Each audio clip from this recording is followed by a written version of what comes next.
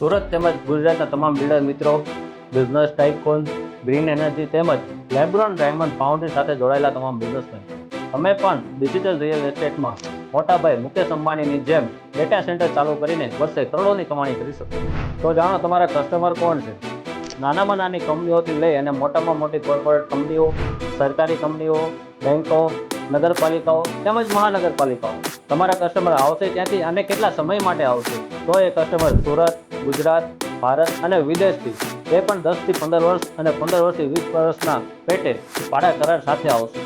અને આ કસ્ટમર આવવાનું કારણ શું છે? એનું મુખ્ય કારણ એ છે કે લો કોસ્ટ એડવાન્ટેજ, એટલે કે બીજા રાજ્યો અને બીજા દેશો કરતાં સસ્તું. હવે તમે જો ડેટા સેન્ટર ચાલુ કરવા માંગો છો તો એ ડેટા આવશે ક્યાંથી? તો રોજ સવારે કરોડો લોકો રીલ્સ, વોટ્સઅપ અને એઆઈ ટૂલ્સ વાપરીને કરોડો ડેટા પેદા કરે છે. આની ભવિષ્યની ડિમાન્ડ શું છે? આજે 2026માં જેટલો ડેટા વપરાય છે ને, એનાથી 10 ગણો ડેટા 2030 સુધીમાં વપરાશે. એટલે કે ક્યારેય ન અટકતી તેજી આ ફિલ્ડમાં છે. અને આવા જ ડેટા સેન્ટર ભારતમાં ક્યાં ક્યાં આવેલા છે તમને ખબર છે? મુંબઈ, નવી મુંબઈ, બેંગ્લોર, ચેન્નઈ, દિલ્હી, હૈદરાબાદ, પુણે અને ગુજરાતનું ગીર સિટી, એમ કુલ આ 7 શહેરોની અંદર ડેટા સેન્ટર ચાલી રહ્યા છે. અને અત્યારે નવામાં જોઈએ ને તો જામનગરમાં નિર્માણ થઈ રહ્યું છે. તો અત્યારે ડેટા સેન્ટર ઇન્ડસ્ટ્રીમાં ટોપ પ્લેયરો કોણ છે? એન્ટિટી ડેટા, જાપાનીઝ કંપની, જે ટોપ 1 નંબરની કંપની છે. ત્યાર પછી આવે છે કંટ્રોલ એપ, જે ભારતીય કંપની છે.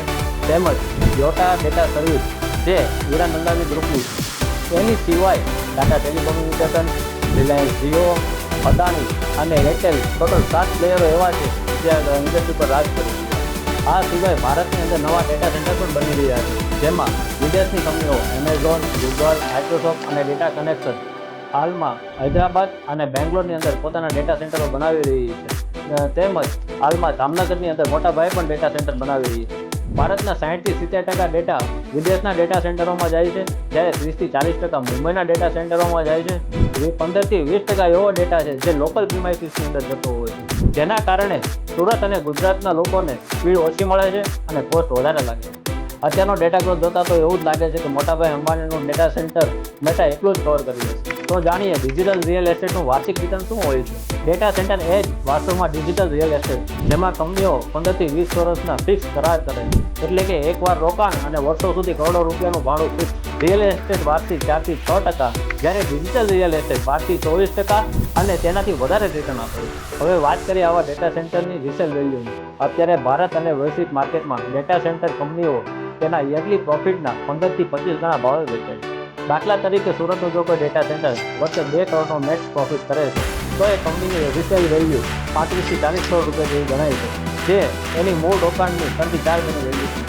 હવે આપણે ધીરુભાઈ અંબાણીની જ વાત કરીએ કે જ્યારે એમણે 1999માં ઓઇલ રિફાઇનરી ચાલુ કરી હતી, ત્યારે તેની વેલ્યુએશન 20,000 કરોડ રૂપિયા હતી, જે આજે 5 લાખ કરોડ રૂપિયાને પણ વટાવી છે.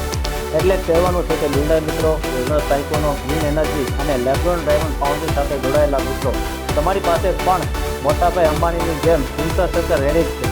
તો તમે પણ ખૂબ જ ઓછા સમયની અંદર ડેટા સેન્ટર ચાલુ કરીને દર વર્ષે કરોડો રૂપિયાની કમાણી કરી શકો. શું તમે પણ આ બિઝનેસમાં જોડાવા માંગો છો? પણ જો તમને ટેકનોલોજી, પ્રોટોકોલ અને ગ્રાહકોની ચિંતા હોય અને એક ટકા ગાઈડન્સ કે સપોર્ટની જરૂર હોય, તો મારુતિ ઇન્સ્ટિટ્યૂટ ઓફ ડિઝાઇન તમારી સાથે ઊભી છે.